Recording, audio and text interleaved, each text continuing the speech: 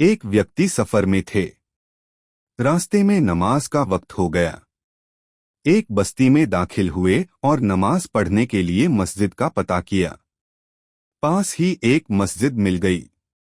जब वह नमाज के लिए मस्जिद में जाने लगे तो ख्याल आया कि अपनी सवारी यानी घोड़ा किसी के हवाले कर दूं, कहीं ऐसा न हो कि मेरी गैरमौजूदगी में कोई मेरी सवारी और उस पर लगी कीमती जीन जो घोड़े की पीठ पर बांधते हैं चुरा ले।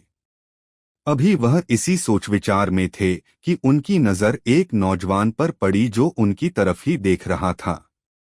उन्होंने उसे इशारे से बुलाया और कहा, भाई मैं मुसाफिर हूं, नमाज का वक्त हो गया है, क्या मेरे नमाज पढ़ने तक तुम मेरे सामान और सवारी की हिफाजत कर सकते हो? नौजवान ने कहा, क्यों नहीं, आप बेफिक्र होकर नमाज के लिए जाएं, मैं आपके सामान के पास खड़ा रहूंगा।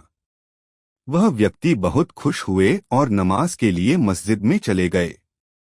जब नमाज पढ़कर बाहर आए तो यह देखकर हैरान रह गए कि न सिर्फ वह लड़का गायब था बल्कि घोड़े की जीन भी गायब थी। खैर, उन्होंने सब्र किया और बाजार की तरफ रुख किया कि नई जीन खरीद लें। एक दुकान पर पहुंचे तो देखा कि उनकी वही जीन उस दुकानदार की दुकान में टंगी हुई है।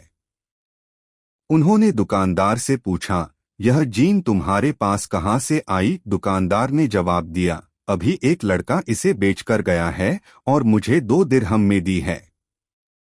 यह सुनकर उन्होंने अपना माथा पकड़ लिया और बोले, अरे अल्लाह के बंदे, अगर थोड़ा सब्र कर लेता तो यह 2 दिरहम हराम न होते। दुकानदार ने हैरानी से पूछा, यह आप क्या कह रहे हैं? तो उन्होंने बताया, मैंने नमाज में ही सोच लिया था कि नमाज पढ़कर उस लड़के को 2 दिरहम दूंगा, लेकिन अफसोस जल्दबाजी की वजह से उसने अपनी कमाई हराम कर ली। अगर सब्र कर लेता तो यही 2 दिरहम उसे मिलते, लेकिन जायज तरीके से मिलते।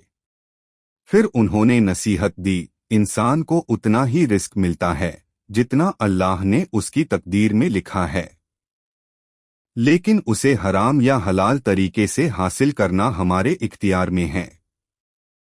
अल्लाहु अकबर।